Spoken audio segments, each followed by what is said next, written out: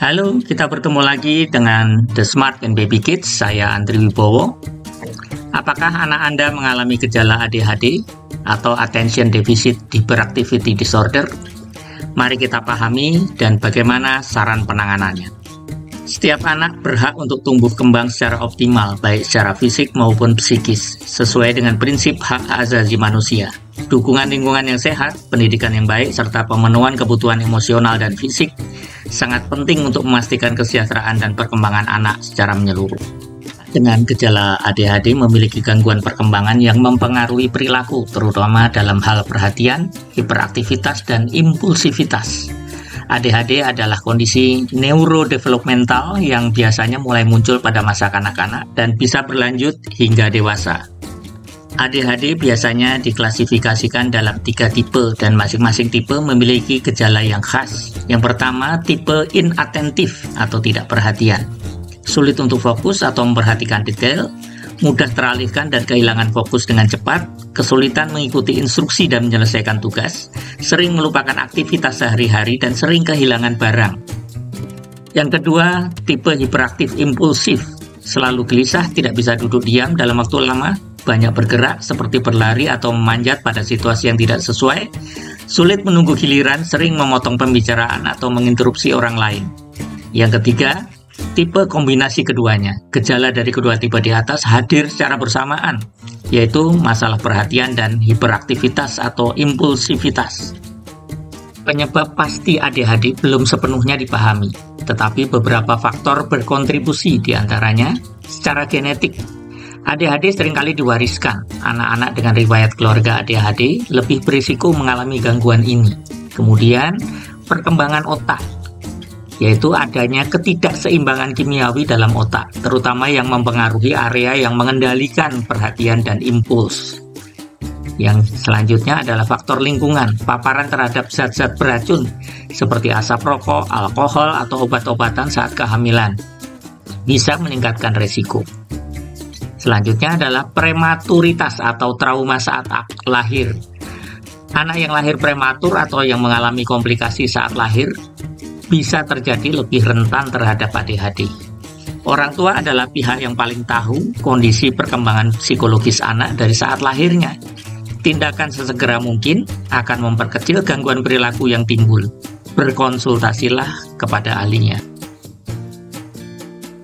Yang kita khawatirkan adalah dampak psikologis anak. Secara akademis, anak dengan ADHD seringkali mengalami kesulitan dalam belajar di sekolah karena ketidakmampuan untuk fokus dalam jangka waktu yang lama. Secara sosial, anak mungkin sulit mempertahankan pertemanan karena perilaku impulsif atau hiperaktif yang kadang dianggap mengganggu oleh teman sebayanya. Di dalam keluarga, orang tua mungkin merasa kewalahan dengan perilaku anak yang sulit diatur, dan ini bisa menyebabkan stres dalam hubungan keluarga. Kita perhatikan perkembangan anak dalam hal 1. Perkembangan kognitifnya, 2. Perkembangan emosional, 3. Perkembangan sosial, 4. Perkembangan komunikasinya.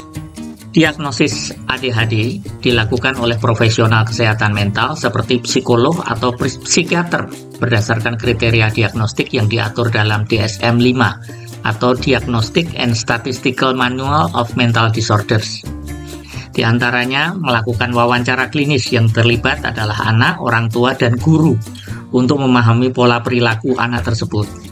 Kemudian penilaian perilaku, observasi perilaku anak di lingkungan yang berbeda seperti di rumah dan di sekolah. Ataupun secara kuesioner, digunakan untuk menilai tingkat perhatian, hiperaktivitas, dan impulsivitas anak.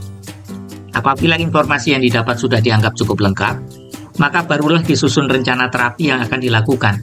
Dibutuhkan kerjasama dari seluruh pihak yang terkait langsung dengan anak ADHD.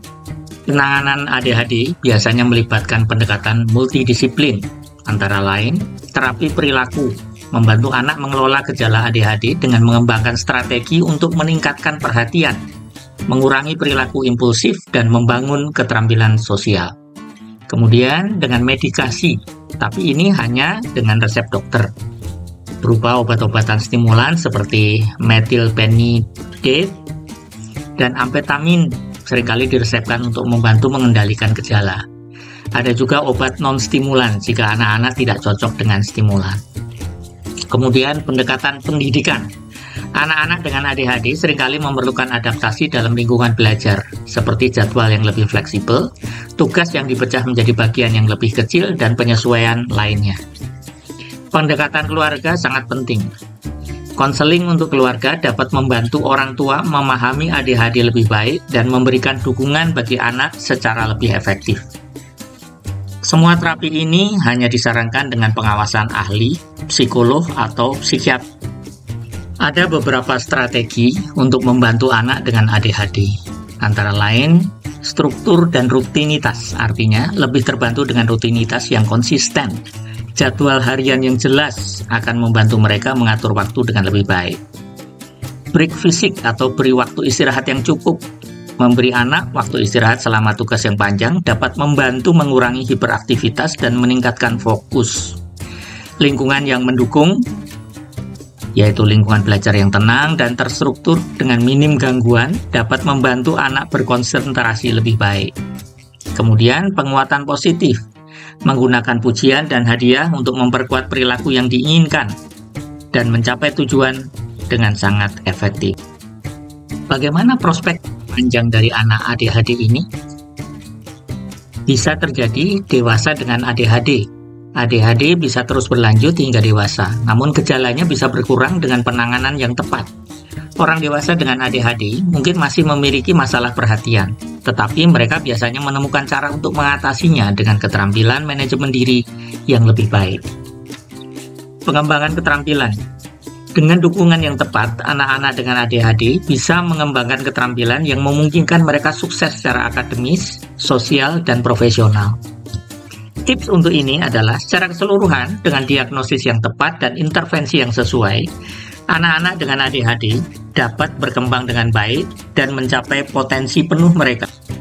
Simpulan pada sesi ini, penanganan anak dengan ADHD memerlukan pendekatan yang holistik dan berkelanjutan, melibatkan terapi perilaku, dukungan pendidikan, dan jika diperlukan, medikasi. Kunci keberhasilan adalah menciptakan struktur dan lingkungan yang mendukung, memberikan bimbingan dengan penuh kesabaran, serta melibatkan orang tua, guru, dan tenaga profesional kesehatan dalam proses pengelolaan gejala ADHD. Dengan intervensi yang tepat, anak-anak dengan ADHD dapat mengembangkan keterampilan yang memungkinkan mereka untuk mengatasi tantangannya, mencapai potensi akademis, sosial, dan emosional mereka, serta hidup secara produktif dan bahagia. Jangan lupa, dukung terus channel ini agar dapat memberikan sumbangan pemahaman mengenai perkembangan anak dan parenting yang efektif. Subscribe sekarang.